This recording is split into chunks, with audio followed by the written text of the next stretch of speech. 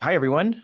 This is Darren Shu with ADAS Depot, and today we are thrilled to be hosting John Forro, aka Electron. John, of course, is a very important partner to us here at ADAS Depot, and we always learn something when speaking with him. So, John, great to have you. Would you maybe start us off by telling us about your background, how you got started in the space, and also kind of where you're focused these days? Sure. Well, first, thanks for having me. I'm always happy to be here with you guys. I pretty much got started in the automotive industry when I was 11 years old. My father had a combination body repair shop, and I was on summer break from school playing football with a bunch of my friends. And he came out in the yard and said, "You're coming to work with me tomorrow." And ever since then, that's how I've been involved in the automotive industry. So that's been 45 years ago now. So for the last 45 years, I've in some way, shape, or form been within the industry. I've worn just about every hat you can. I've never sold auto parts. So I don't have a whole lot of experience with that, but everything else from working on cars. I mean, I guess I started cleaning cars, working on cars, owning my own auto repair shop. I've done body work, paint work, mechanical work.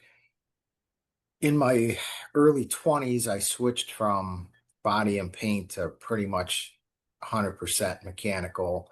Unless it's my own car, then obviously I'll still do some body and paint work on that. But I've been a master C certification. I've had other certifications for heavy duty and obviously body and paint, mechanical, the advanced level stuff. I started my own training company in the year 2000. That's ST training, stands for Automotive Service Technology Training. Started that in the year 2000 when I was 26. The biggest challenge I had at the time was, I was getting people my age now coming to those classes, and you could just tell as soon as they walked in that they're thinking, what is this 20 something year old kid gonna share with us that I don't already know? But it was a rough start at first. I had attendances, anywhere from 3 to maybe 10 or 12 people. Looking back on all that now, especially doing some of these trade shows and big conferences, I mean, I've had over 500 attendees in a session before. So, I can't imagine how many people I've actually stood in front of and shared information with. But I never look at it as I'm the instructor and they're the student or the attendee. I always look at it as sharing knowledge, because what a lot of instructors don't tell you is we gain something from every class. It could be that we're just eavesdropping on a conversation that somebody's having on break with the person sitting next to them about a job they're working on or one in their bay. And, the information that we pick up is priceless. We don't, I know myself, even though I still try to stay relevant and work on some of the more difficult cars that other shops are struggling with. Most of us instructors, we don't have the volume of cars that we did when we did it for a living.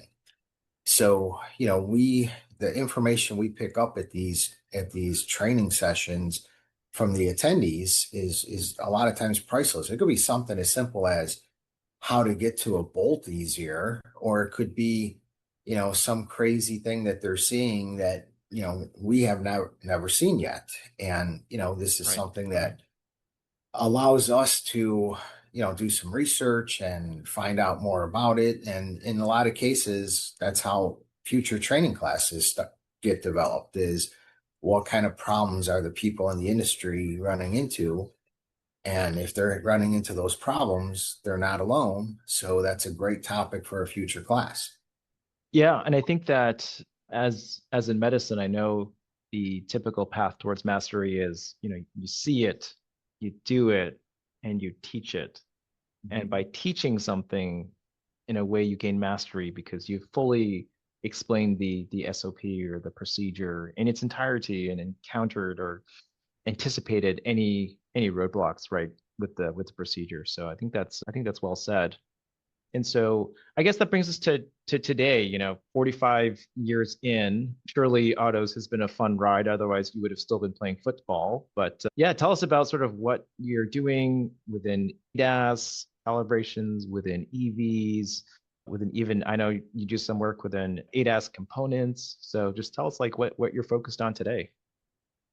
So I've always, throughout my career, I've always gravitated towards the more technical side of stuff. I feel like I have a creative child inside my body, and I got to feed that creative child, just doing what a lot of people would call the gravy work of, and I'm not saying it's always gravy work. I mean, you could run into problems with any type of job, but just doing the standard routine brake jobs and stuff, that's not really mentally challenging in most cases. So I've always gravitated more towards the computer controls, the drivability, the electrical. Anytime there's a new technology with, autonomous driving, ADAS calibrations, EV, all that stuff is what I thrive on. Sometimes there may be a new technology being talked about. I've learned my lessons over the years to maybe not jump right on it the first time I read about it in a trade magazine or read about it on the internet or something, because sometimes these are just like prototype ideas.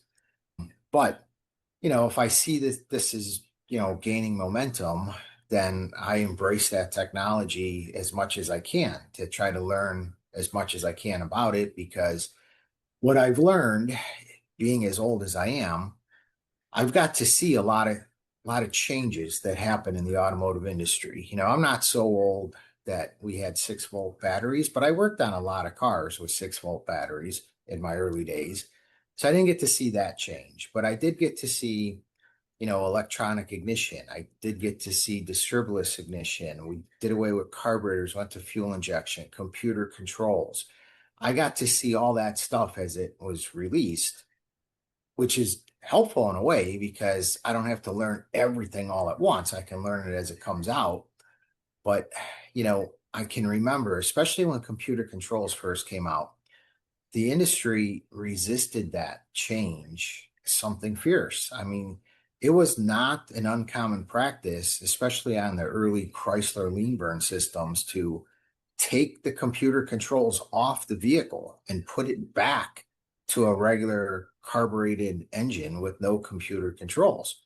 Nowadays, there's no way you could take the computer control aspect out of a vehicle and have it operate properly. But, you look back on those early days and you say, if you did not embrace it and learn it, and you just said, I'm not going to do that type of work. So fast forward today's technology. If you're not embracing EVs or you're not embracing ADAS or something along those lines, you're limiting yourself, especially with ADAS, that every single year, more and more vehicles are ADAS compliant. And within the next 5 years, just about 90% of the vehicles on the road will have some type of ADAS componentry to it.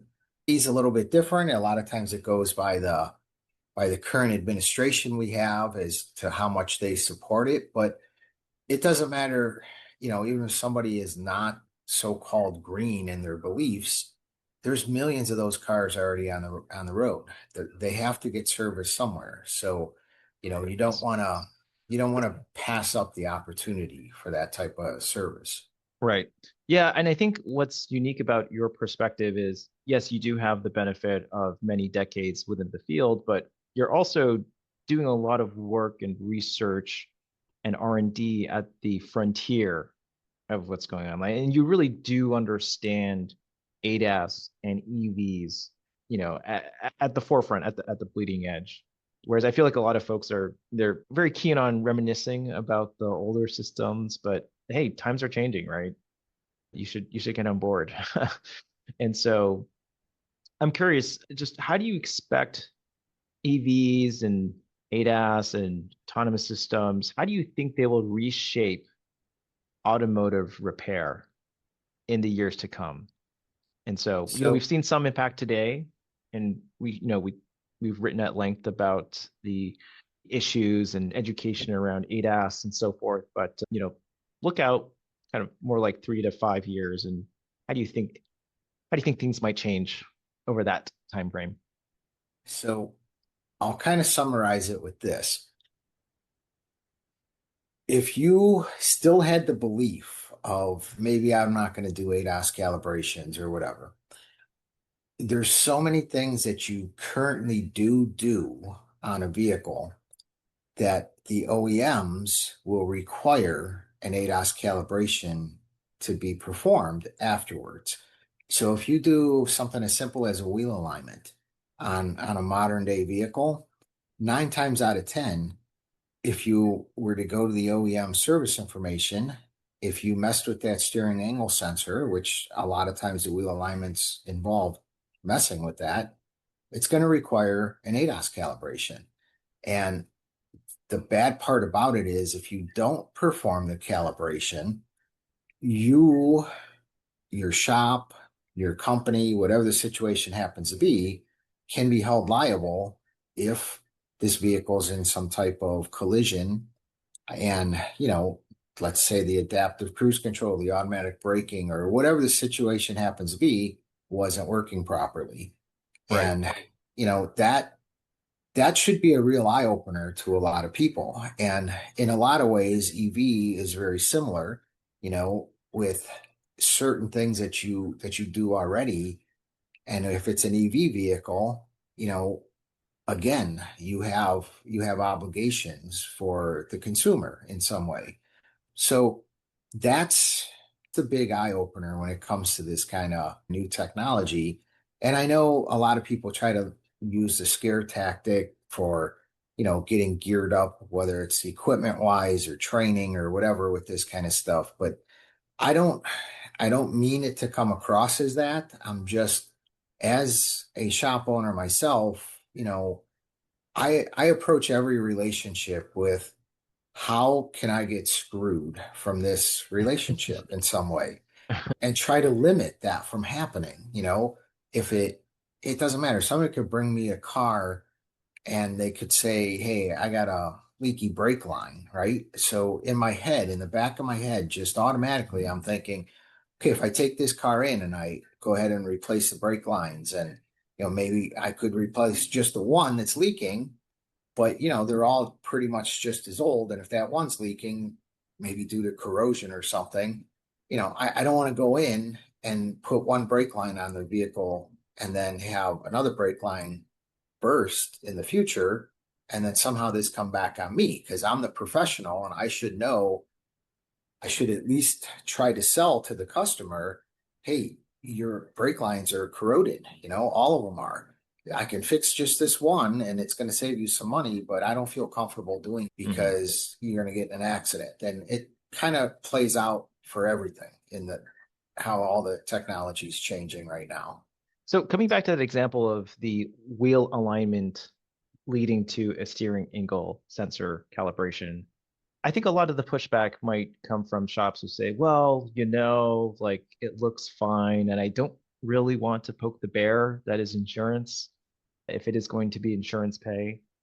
And so just how would you address that problem or you know, that grievance, if you will? And There's how do you think the industry, should prepare for something like that? I think there's a couple different ways to look at it. I think that there's still, unfortunately, I don't want to say the majority, but a large percentage of the industry probably still doesn't understand that requires an ADAS calibration. The typical auto repair tech, a lot of shop owners, it's about getting cars in and getting cars out. Right. And with that being said, if the shop owner, if it doesn't start from the top and push down, that, hey, we got to do these jobs, we got to do them 100% correctly and everything else. If there's not that kind of leadership at the shop, then it's easy for the tech, especially with the different types of pay scales and stuff that the techs are on, that they're just thinking, hey, let's get the car in, let's put these ball joints in, Yes. do whatever the suspension work is, and put some tires on it. Let's do a wheel alignment and let's deliver it back to the customer. So they may not even know that this is a requirement by a lot of the OEMs. So that's one aspect. Another aspect of And things just are, just really quickly, what's interesting there is, when we talk to shops, I think one of the biggest KPIs for them is their monthly production. Oh, I do 80 cars per month, right? I do 120 cars per month. And so if you're holding yourself to that schedule and there's a rush to get those done, or that's what you're mainly focused on, and maybe not so much on the RO value, then maybe that's what gets delivered, right? And you kind of rush through yeah. things. But just an aside. Yeah. So, as a business owner, I learned this, and Seinfeld, the comedian show, had an episode where there was a guy on it and he made soup, and it was called the Soup Nazi show. And I always told a lot of people, and even some of my customers would tell me that I kind of ran my auto shop like that guy ran his soup store or whatever it was, soup delicatessen. It's about training your customers. And it took me, I want to say, probably 10 years to understand that it isn't necessarily the volume of cars that I have to work on a day. It's making sure that I charge, I'm going to do the job correctly, but making sure that I charge accordingly for it.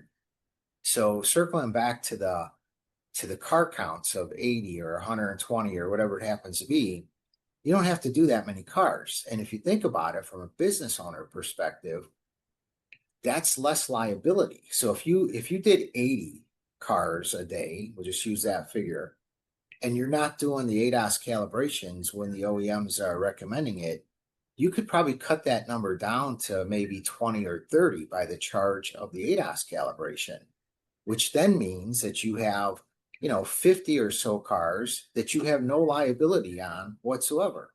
And they're getting done down the street or whatever.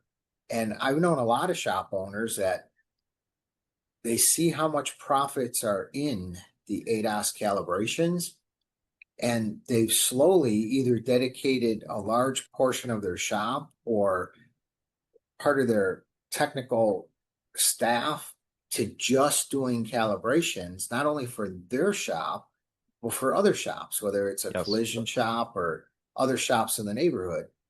And, the typical charge for an ADAS calibration, depending on what type of calibration it is and what part of the country you live in, is, somewhere between $300 and $700 on average. So, and I always said I'd rather work with my mind than with my body. And this is kind of like working with your mind. You're occasionally you're going to have a calibration that you're going to have to maybe get involved physically. But most of the time, the calibrations, by and large, they go off without any kind of drawback. Here's a Right. prime example: windshields, forward-facing cameras and windshields. Somebody cracks a windshield, glass guy comes out, puts a new windshield in. Look at it from this point of view.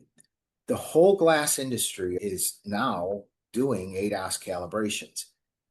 Most of them have no automotive background. They've never had a reason to use a scan tool before. So when you're telling them you got to do this calibration and, here's a scan tool or here's a piece of equipment or something to do it, if they can do it, having no experience, I'm not taking anything away from them. They're very skilled at what they do, but it kind of makes my point of the majority of calibrations go off without any type of hitch. Occasionally there's something that's going to prevent it from having a successful calibration, but that's not the norm. Right. The majority of the time it goes flawlessly. Yeah, you need to have a different mindset is what we find. You need to have a troubleshooting, a problem solving kind of mindset, because where you sort of earn your keep is on the edge cases, right? Where, hey, the calibration didn't go as planned, and okay, let's figure out why that was. To your point, like, we're running our 2025 ADAS calibration benchmark survey. And so we're hoping to report back on sort of what the range of calibration is. So would recommend anyone, filling out that survey for proprietary results.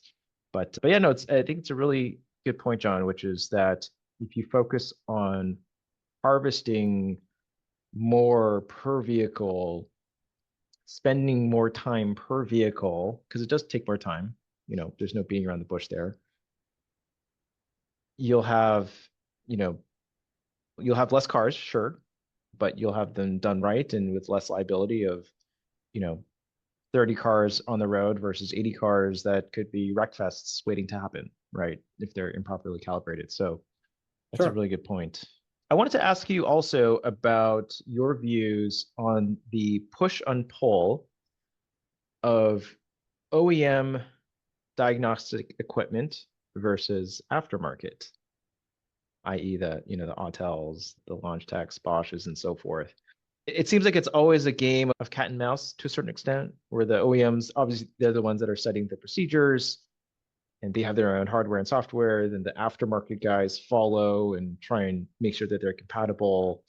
What's nice about aftermarket is convenience. What's nice about OEMs, of course, like it is the source of truth. It is, these are the people that design the calibration. So yeah, just curious like how you view this delicate balance and where you see that balance going in the future.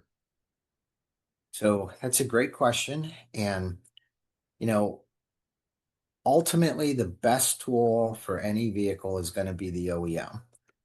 In the real world, an aftermarket shop. So if there were just dealerships out there, that'd be great. You would never need an aftermarket tool.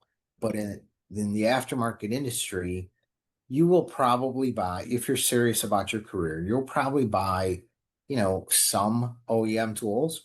What I always did is I look at my customer base. I got 2,200 customers in my customer base, and I have a fleet account that has nothing but General Motors vehicles. So, and they have 180 of them.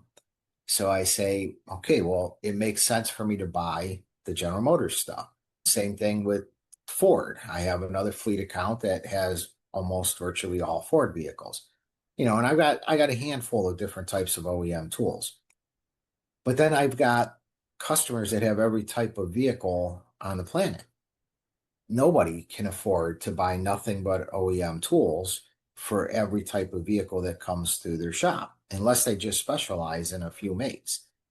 Even if they could buy all the tools one time, just the software subscriptions alone every year would be pretty painful for them.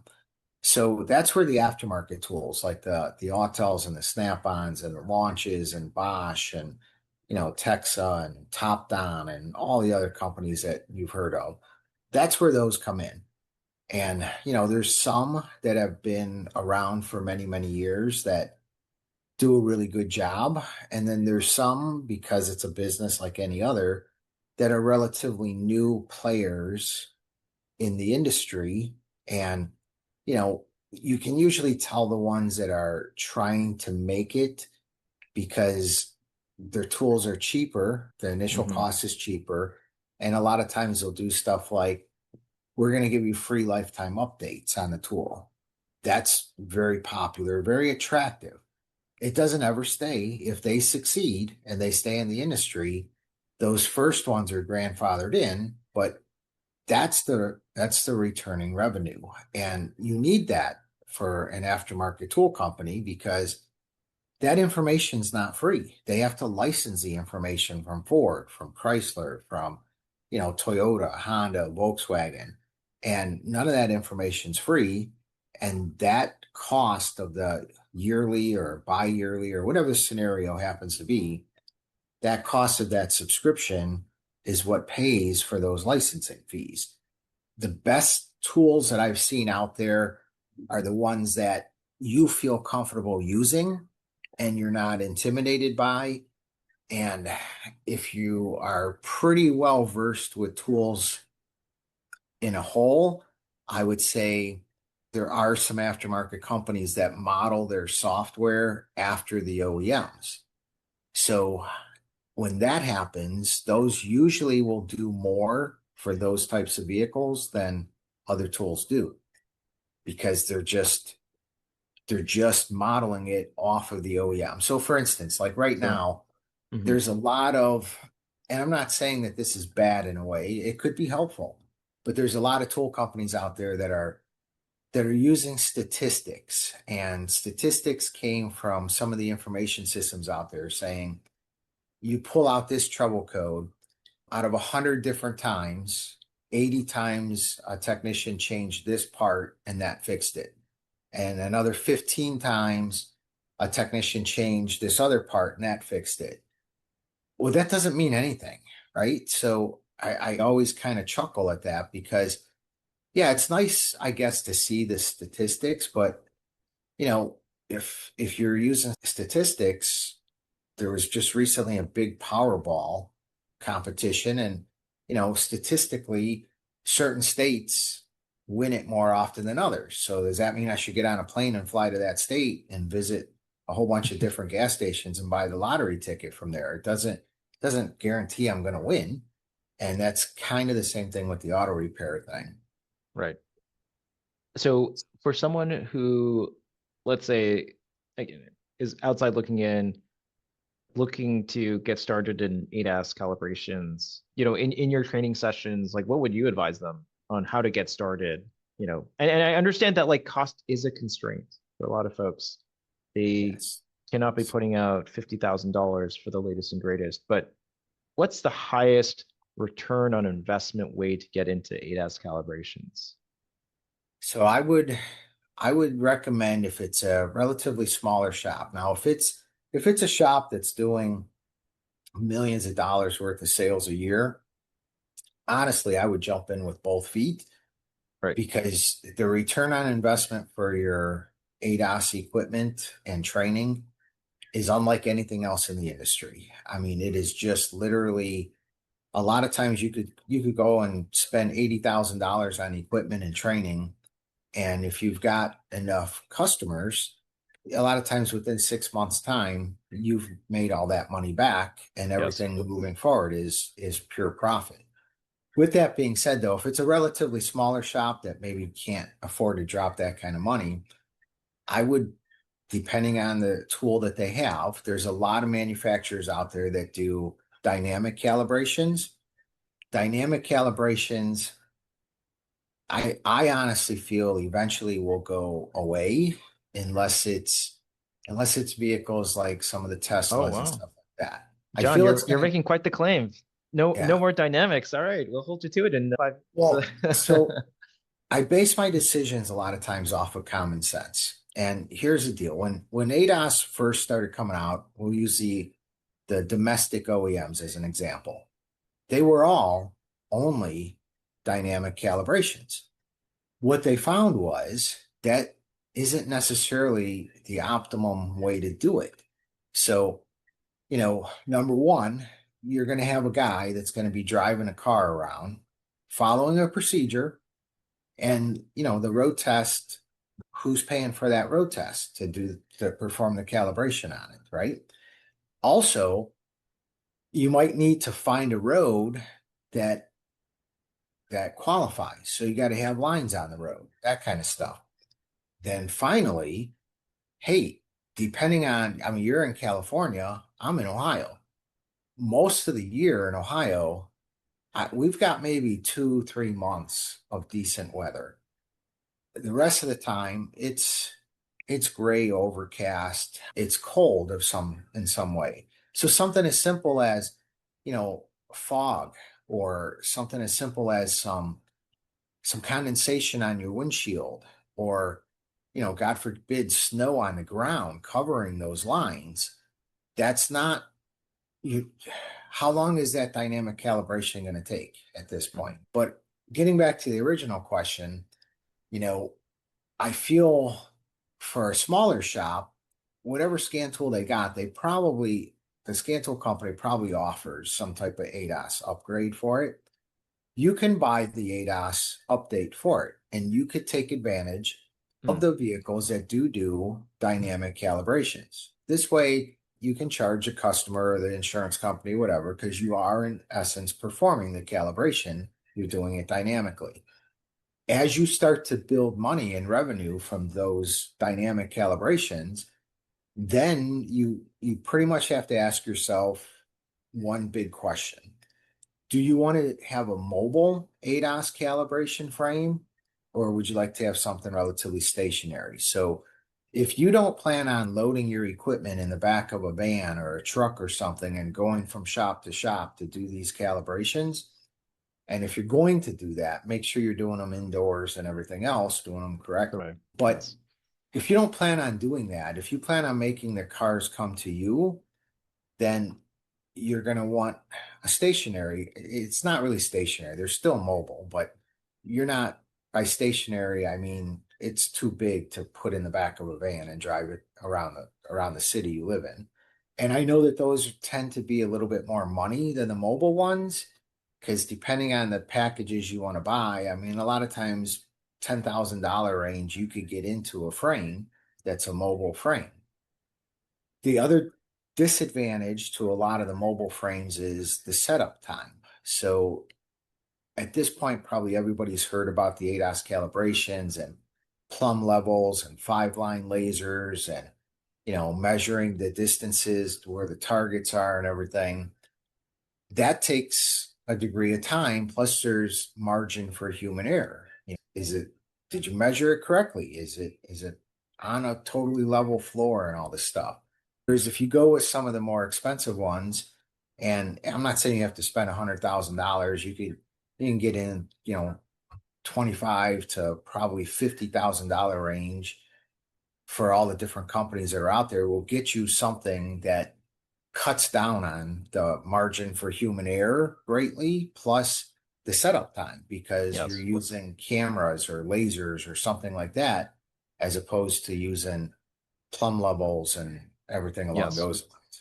Yeah, at ADAS Depot, I mean, we always say that there is a package for you. And like we can help you value engineer and back into what works for you, depending if you're mobile, depending if you plan to be in one shop. Also depends on like, what the different makes and models you tend to work with are, right? There's no point doing these fancy night vision calibrations and investing in that equipment if you're just not going to do that, right? Well, I want to talk a little bit about EVs because I know that's an area of excitement for you. And so John, here's an interesting stat. In California, in the first quarter of 2025, zero emission vehicles represented 23% of all new vehicles in the state. And so that's up year over year versus 2024, even with the change in administration. And so I know it's just one state, it's California, but yeah, it does feel like EVs are coming, right? And will they ever take away, you know, internal combustion? Probably not. Maybe not in our lifetimes, but yeah, it does seem pretty striking. And EVs is something that we're really excited about at ADAS Depot. And we chat a lot about the repair and so forth. I'd love to hear just kind of from a repair perspective, what you see as the opportunity for EVs. Why should people get into it? And how should they get into it? And if they are to get into it, what should they look out for? So it's a little bit of a multi-part question, but maybe let's start with, the why. Like, why should they get into EVs? What are you seeing out there from a repair perspective? So they should get into EVs, in my opinion, because I'll call them electric drive vehicles, because anybody that knows anything about EVs understand that the earliest Honda Insights and Toyota Prius, all the way to the latest and greatest Rivians and Teslas and everything, the components that make the car go down the road are the same. You still have three-phase motor generators, you still have inverters, you still have, plug-in hybrid and full-fledged EVs, you still have, onboard chargers. You still have all the same componentry inside of it.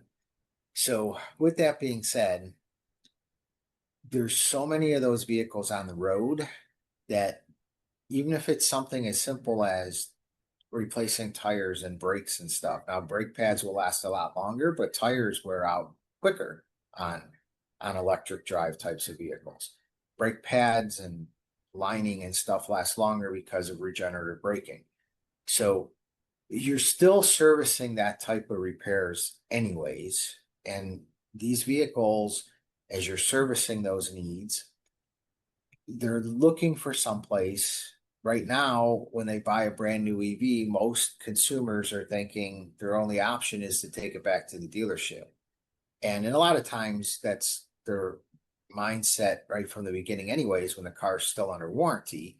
But when it's out of warranty, who's going to fix this car? Because most of the time, the dealership rates are more expensive than the aftermarkets, which is why the aftermarket industry has always had customers. So with that being said, you want to learn about them. You want to have enough equipment and stuff. And there's nobody holding you hostage saying you have to do everything. Maybe you come to the conclusion, I'm never going to mess with the high voltage battery. But if it needs a transaxle, if the motor generator goes bad, burns up or whatever, I'll do that. I'll go ahead and I'll do that or whatever. There's nothing saying you have to service all of it. I think one of the largest service opportunities moving forward is going to be centered around that battery. But, if you, as a philosophy, just say, I don't want to mess with that, you don't have to. You could, Right. I mean, in America, they got a 10-year warranty on them anyways. So even if you determine the battery was bad in a vehicle and it was 2016, technically there's still some kind of warranty on it as of right now, since it's 2025. So, that's the importance of embracing it. EVs are different. This is one thing to always keep in mind. EVs are different than a gasoline or diesel vehicle by one important aspect. When a gasoline or diesel, let's just say an internal combustion engine, is in your shop, if that engine is not running, it's not consuming any fuel. An electric vehicle, however, that battery is its fuel. That's not the case. There's a BMS on that vehicle. Its main purpose in life is to protect that battery for longevity and safety and everything else. If that battery sends inputs to the BMS saying it's too hot, it's too cold, or a handful of other types of complaints, that energy from that battery will automatically start to dissipate. If it needs to cool off the battery, it's going to. It doesn't have to be powered up and running. So a shop has to understand that, because let's say this vehicle comes into your shop for just regular routine work. Body shops, this happens all the time on, because the vehicle usually stays there longer. But, even mechanical shops, you can't go ahead and do all the work that it came in for, collect the money from the customer, hand them their key fob back and say, oh, hey, by the way, we noticed you got 3 miles of range. So you're going to want to think about charging that in the very near future. You can't do that. I'm not saying you have to charge it all the way up to 100% for them, but you got to at least give them enough miles to go someplace where there's a charger.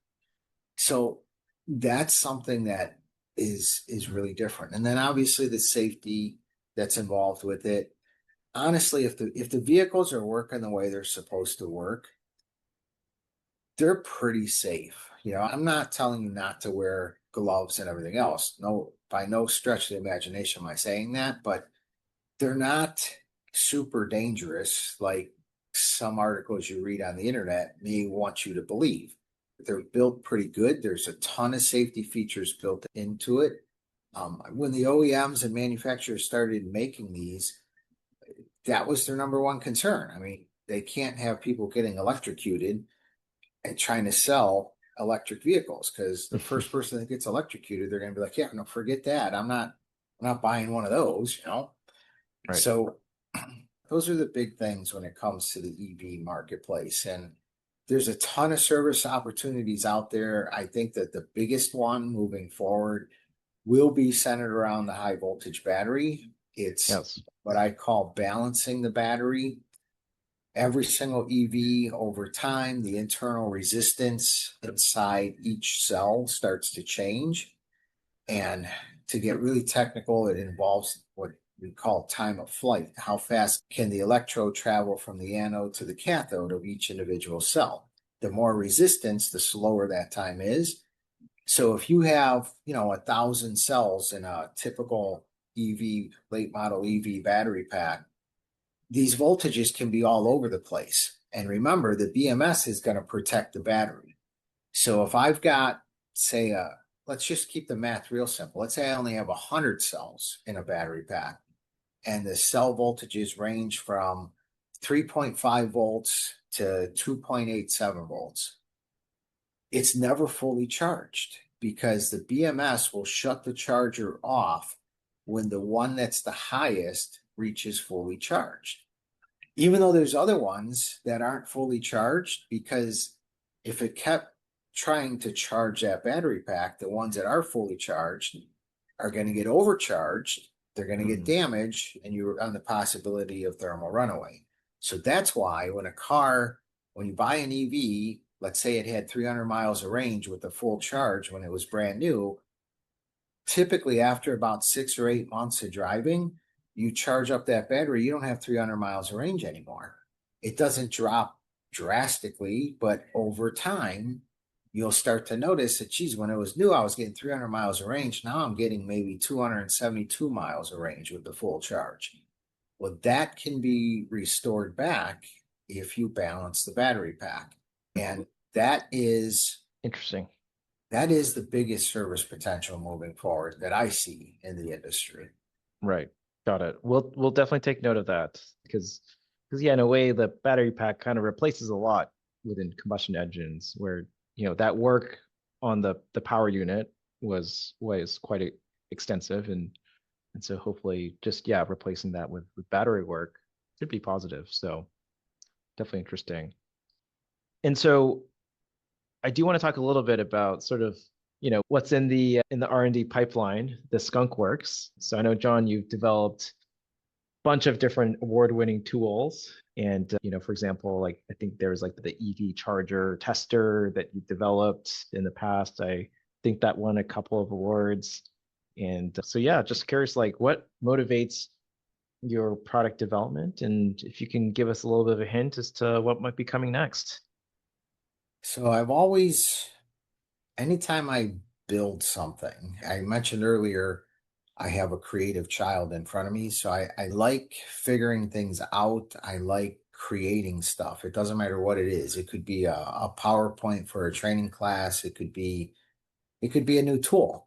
As far as the tools go, every time I've ever made a tool in my career, it's always been based off of something that me as a technician, I found myself saying, there's an easier way to do something, or we really need to do this. So with the EV detective kit that you referenced, that happened to be, I was working on a Chevy Volt and the customer brought me the vehicle saying it was a lack of charging type of complaint. So it was a plug-in hybrid and it wouldn't take a charge. Well, that could either be a defective charger or it could be a problem on the car side.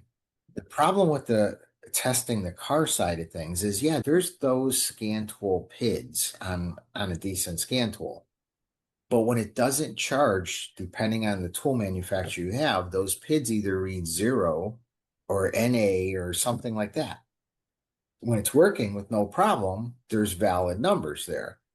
So in order to diagnose that car, I had to take the front bumper cover off to get to the onboard charger so I can do some voltage testing and everything along those lines. And I said, this is no good, right? These onboard chargers could be anywhere. And that was just the first step of my diagnostics. I had to go deeper into that. So I said to myself, it's easy to rule out the charger, right? There's other companies that have that. I have a charger tester in the kit as well, but that's not really the award-winning part of it. The award-winning part of it was, in essence, the breakout box between the car and the charger. So now I've got all the pins exposed nice and easy. I can plug a charger into the box and then the other end of the box into the car's charging port, and I can do all my testing on the charging circuit. Now, technically, I can test the charger in a way that way too, because the charger is plugged in and I could read, the 110, 240 volts, whatever it happens to be. And if I got it, then obviously the charger's good.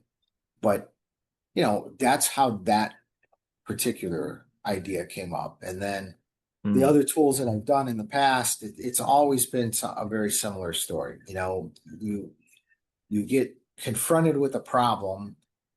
It takes you way too long to diagnose that problem because of just there's nothing out there that exists that you say to yourself, there's got to be an easier way to do this. And a lot of times it's a relatively simple idea that you just come up with. So, you know, I have quite a few different things and I always go back and forth. Sometimes I really embrace making tools and then, I'll lose interest in making tools for a while and I'll embrace making like training props to teach different classes, maybe training curriculum. So right now it's been focused more on the training side of things than on making the tool side of things. But the last tool that I made, which I don't sell this stuff either. That's the other weird thing about me. Probably the last thing that I made, actually, there might be some articles on it or something, but it's not for sale anywhere, is doing ADAS calibrations, camera related ones. I've always said, some cars are really nice, like Tesla. I can see what the camera sees right on the main screen in the middle of the dash. Well, Mhm. how cool would that be to see that on every car? Because, you know, sometimes if you don't have a successful calibration and you can't figure out why, you might want to be able to see what the camera's seeing. So, Mhm. that was basically a camera tester that a tech has the ability to test the circuitry going to the camera, but the video side of the camera, we have no way of testing that. So we rule out every other possibility, and then we say, well, it must be a bad camera. So then we order a camera, we put it on, and hopefully we diagnosed it correctly. But we could rule that out if it's a faulty camera or not by being able to see if the camera's video input I is see. actually reading. So that was probably the latest one that I did. I do have some ideas for other ones that are out there, but I don't want to disclose those ideas. I'm meeting with a couple friends and companies to talk about some of these other ideas. So I don't want to let the Mhm. cat out of the bag on some of these other ideas. No worries. Let's talk quickly about training and the state of training overall for the industry. One of the complaints that we hear is, hey, there's no good training options for ADAS or for EVs. Some of these are offered through the manufacturers. So we also, at ADAS Depot, obviously offer the training that the manufacturers offer. There's sort of, private companies that also offer training. But yeah, I think the education part is missing. And so just curious to get your read on how much training you think you need to get started in ADAS and what you yourself see as someone who trains people in ADAS and in EVs. So I would say the minimum of having an effective training class on either one of those two subjects would be 8 hours a day for a week. As far as EV goes, I have 4 different levels of EV training classes. So, the first one is a week long. All of them, with the exception of the last one, is a week long. And, the last one, there's prerequisites that you have to go through the other ones first. But the last one is more model or vehicle manufacturer specific, right? So we'll get really deep into Teslas and Toyotas and Hyundais and Kias and stuff like that. The other 3 are more generalized diagnostics on EV technology across the board, no matter what the nameplate is. So with that being said, I feel the same way with the ADAS calibration that it should be at least a week long. And the reason why I say that is there's some people out there that feel maybe they don't need the first possible day of whatever the subject happens to be, because you got to understand that there's people coming in from all backgrounds and all experience levels and stuff. There's no way for an institution or an instructor like myself to know how much experience everybody has with it. So you got to assess the crowd, but you got to more or less bring everybody to the same level, so that the same foundation, so that you can build on that foundation from there. Otherwise, if they don't have the foundational skill set, they may pick up a couple things out of the class, but they will never be able to understand why that's important or how to fix something. It's all about the diagnostic mindset. They'll never develop that diagnostic mindset if they don't have the source for a great foundational skill set. So I feel a week long is most important. Now, addressing the second part of that question, if you're an OEM tech, OEMs will provide the training for you. And in some cases, you might not even have a choice. You have to just go to this class. So, there's so many different avenues to this. There's techs out there, I see it online all the time, that they really want to go to training classes, but the shop they work for just doesn't offer it. So everything is out of pocket for them. There's other techs out there where the shop will pay. You could get on a plane, you go anywhere in the world you want, we'll pay for the training. But the tech just says, no, my free time's my free time. I don't want to do any of this stuff. So, there's so many different ways to look at this. I will tell you that the training classes are out there. There's tons of good training classes, WorldPack, CarQuest, the, iCar.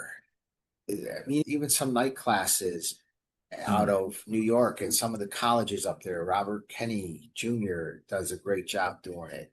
I could give you names of all the top instructors, all the top locations around the country to go to. So they're out there. You just have to seek them out. Now, what a lot of times people expect, though, is an auto parts vendor will come in and they'll say, hey, we're doing a 1 night or 2 night class on something. And that's great. But you got to understand there's going to be a difference of how much can this guy teach you in 3 hours in the nighttime, as opposed to if you're going to a week-long class. So it's a great way to get your foot in the door and get some knowledge about it. But to really master the subject, it takes a level of commitment on both your half as a technician, plus the organization that you're giving the money to train you. So, that's how I'd summarize that. Yeah, no, very helpful to sort of put into perspective. And it does take time. It does take on the job repetitions to have it done right. So, but hey, John, last question from us is just around, for someone like you that's been in the industry for 45 years, what keeps you motivated and excited about this work? I think a lot of folks with your experience, they kind of, stick to their ways, and you're different. You're always embracing the new, the novel, the different. And so, just curious, like what keeps you motivated? 2 things. I like the challenge of the evolving technology, but I'd have to say what I like more is the interaction with my fellow peers.